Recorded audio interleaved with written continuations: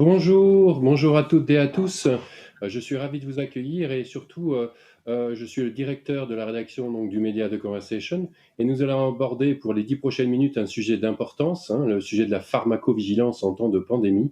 Et je suis ravi et j'ai le plaisir d'échanger à distance, hein, en respect des règles sanitaires, avec Aurélie Grandvillemain. Bonjour.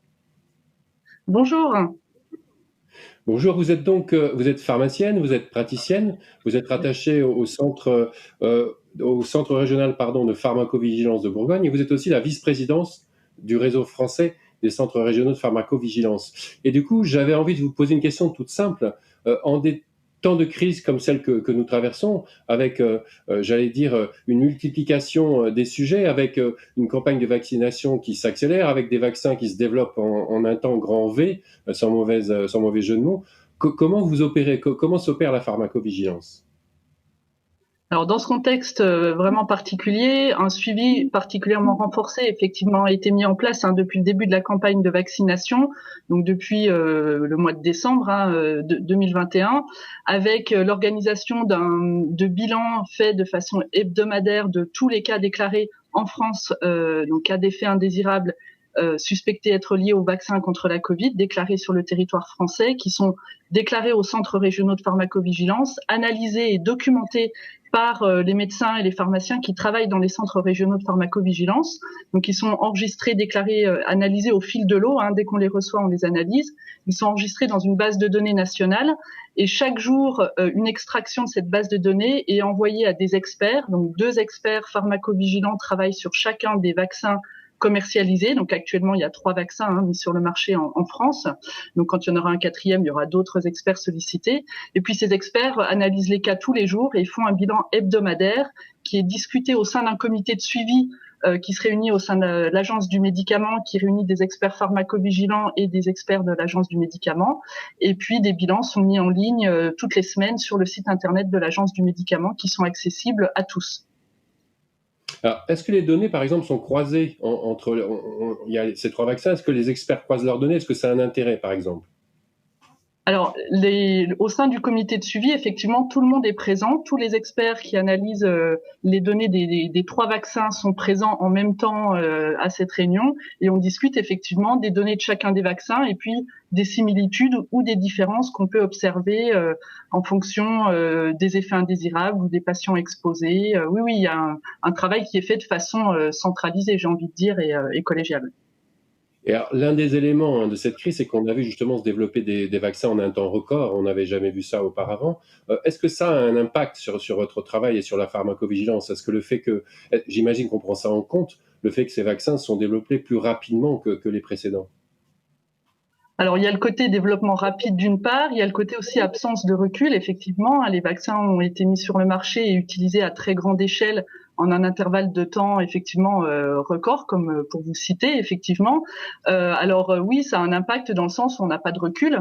Donc, les effets indésirables qui ont été mis en évidence au cours des essais cliniques sont, comme pour tout médicament, les effets les plus fréquents et les effets qui surviennent effectivement dans un intervalle de temps assez court, qui est la durée de l'essai clinique. Donc une fois que le médicament est mis sur le marché, c'est vrai pour ces vaccins, mais c'est vrai pour plein d'autres médicaments qui sont développés aussi rapidement. Il faut aussi avoir conscience de ça pour d'autres médicaments. Effectivement, c'est tout l'intérêt de la pharmacovigilance de pouvoir détecter, une fois que les médicaments sont mis sur le marché, des effets potentiellement nouveaux qui n'existaient pas et qui n'ont pas été vus dans les essais cliniques, soit parce qu'ils sont très rares. Dans les essais cliniques, vous avez une population qui est réduite. Pour le vaccin, par exemple, Comirnaty de Pfizer, c'était 30 000 personnes.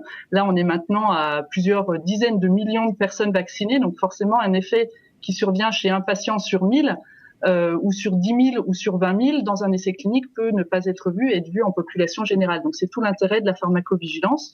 Donc effectivement, on est très très attentif à tout ce qui est potentiellement nouveau et grave, bien entendu, avec des conséquences pour le patient.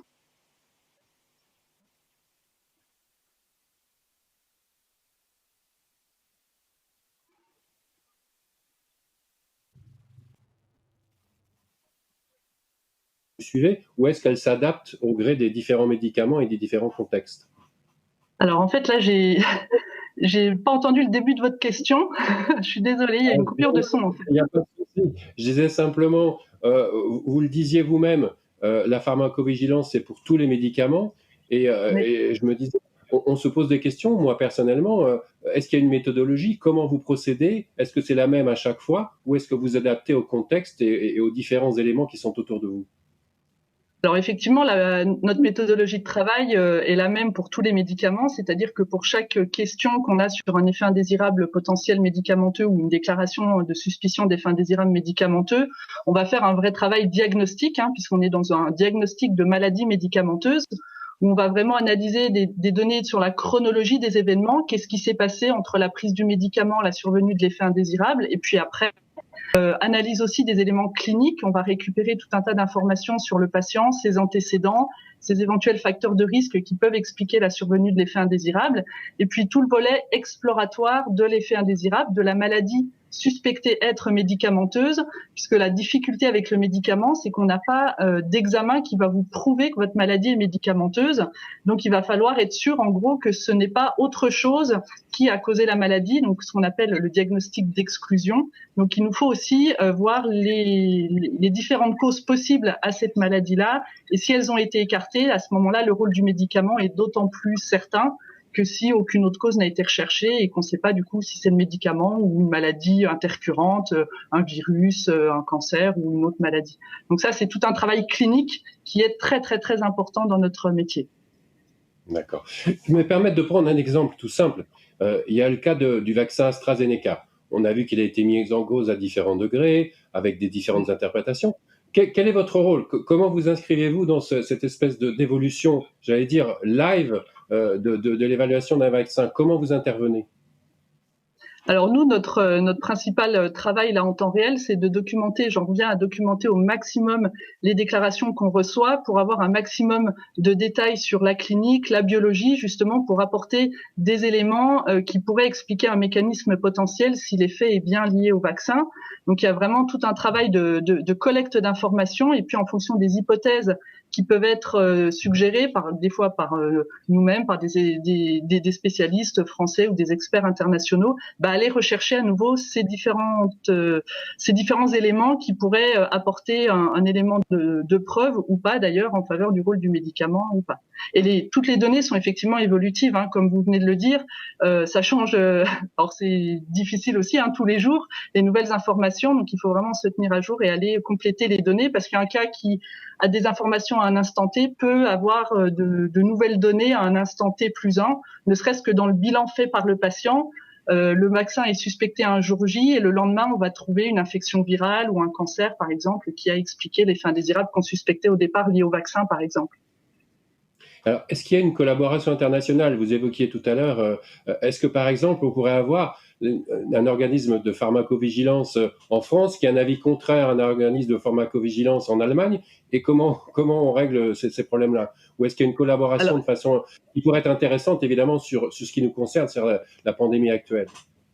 Alors il y a une vraie collaboration, il y a une pharmacovigilance qui s'exerce au niveau européen et chaque pays État membre de l'Europe fait remonter ses signaux de sécurité, ses expertises, ses résultats d'analyse au niveau européen. Donc là on l'a vu, le fameux comité de pharmacovigilance européen, le PRAC, dont on a attendu les conclusions autour du 18 mars là et qui retravaille encore cette semaine avec des experts de différents pays sur cette problématique, analyse les données qui viennent de tous les pays. Donc nous en France, si on a des nouvelles informations, on les fait remonter en temps réel à cet échelon européen où il y a une vraie collaboration entre tous les experts pharmacovigilants, experts des maladies, là pour prendre l'exemple AstraZeneca de thrombose par exemple, ou de maladies de la coagulation.